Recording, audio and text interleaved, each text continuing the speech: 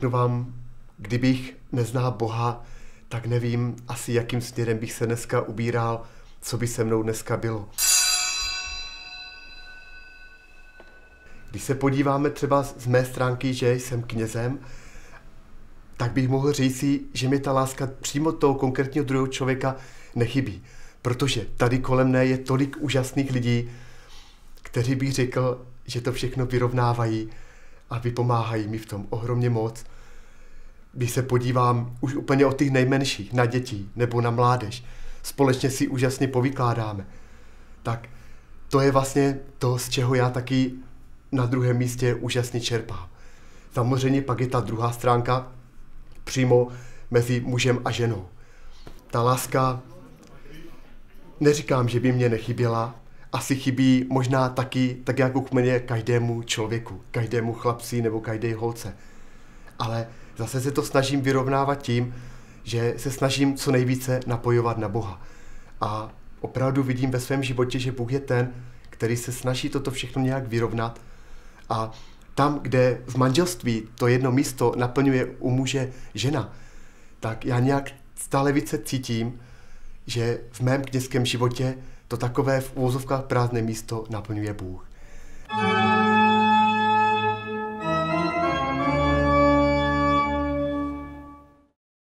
Věřím na osud.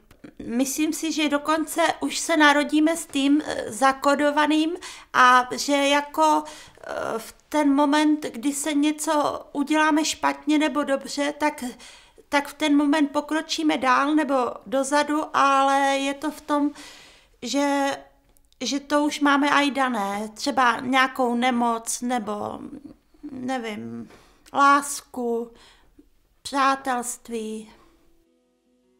Co jsem cítila, když můj manžel zemřel? No tak takové dva velké protiklady. Na jedné straně úlevu, protože on byl alkoholik a vlastně deptal tu rodinu, a na druhé straně strašnou hruzu, že zemřel tak mladý a že vlastně už ho nikdy neuvidím.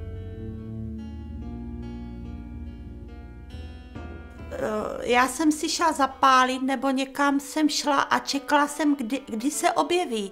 Víš, to je, když ti někdo umře, to potom ho hledáš, toho člověka v tom prostředí ti chybí.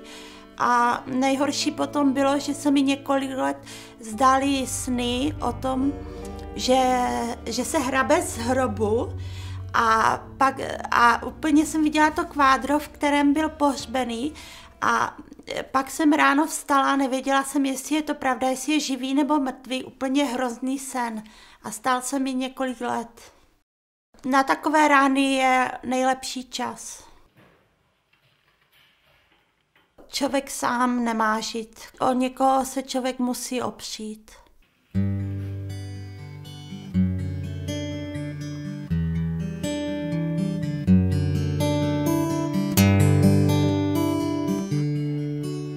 Úplně normální, běžný muž, klasický chlap ze vším všudy. Prostě tady tato věc rozhodně jako profese, si myslím, nebo on to má jako poslání, že neovlivní nějaké citové projevy, výlevy a různé jiné. Taková si myslím, že láska pro matku jsou vždycky děti a jinak v zásadě prostě jako není to špatná věc, ale je tak s tím náboženstvím. Pokud se nejedná o extrém, tak může člověku strašně stížit život a naopak někdy ulehčit. No prostě někdy je to problém, no, že třeba přehnaná láska i k dětem může být problém, protože třeba tady exemplární příklad, že? Tak on byl hodně nemocný a tak, a myslím, že je přeláskovaný a někdy toho zneužívá, a tak to může být normálně ve vztahu muže k ženě, ženy k muži. No. Myslím si, že v tom by nemělo být nic sebezničujícího, jo? Že prostě ne za každou cenu zachovat si vlastní prostě osobnost, ale pomoct druhým, i když z toho sám nic nemám. To je podle mě milovat, že to není jako něco tak výjimečného. Myslím, že spousta lidí umí milovat už jenom třeba tím, že pošlou nějakou dárcovskou SMS nějakým dětem, které v životě neviděli, neznají. To si myslím, že je jako, že milují lidi, jo? Že prostě někomu pomůžou.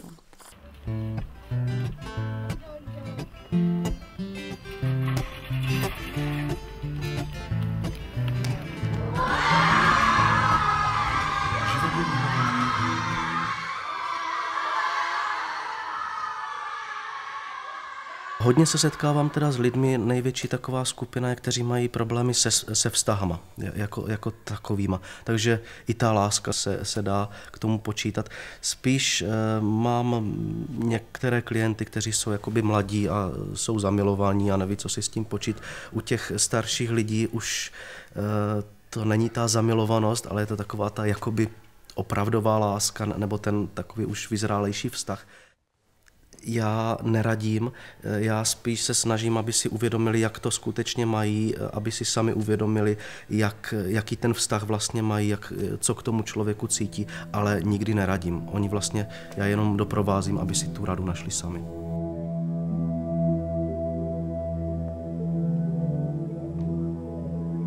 Nevím, jestli se dá láska chápat.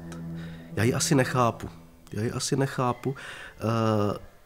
Myslím si, že jsem teďka ve vztahu, kde je docela který je intenzivní a kde se máme velmi rádi a asi to je láska. Nevadí mi takové ty drobnosti malé nějaké. Takže asi ji nechápu, asi ji prožívám, což je možná lepší. Bon, čiki raka, čiki bon. Bon, čiki bon. Bon, čiki bon. Bon, čiki raka, čiki bon.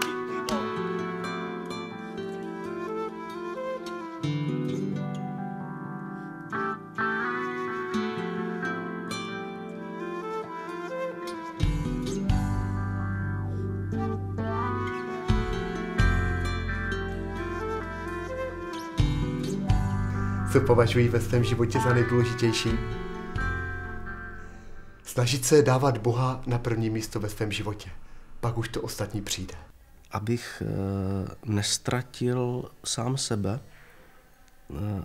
abych byl pořád tím, kým chci být a až se otočím jednou, abych nebyl smutný z toho, že jsem promrhal čas.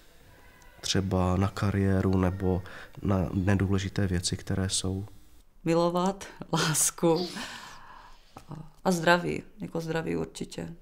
Je to strašně důležité, protože člověk, když má děti, tak zjistí, že má o sebe strašný strach najednou, protože co by s těma dětmi bylo. Třeba slunce.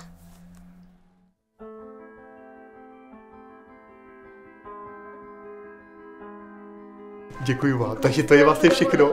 Jo, děkuju. Fuj, tak teď už to se mě spadlo. Výborně, já děkuji vám. Ale vystřihněte to, že terapeut bere peníze, klient pracuje. Ale tak to je.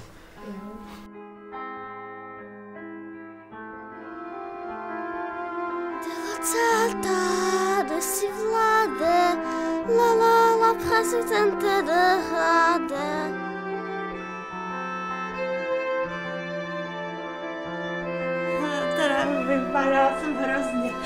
Bylo to super.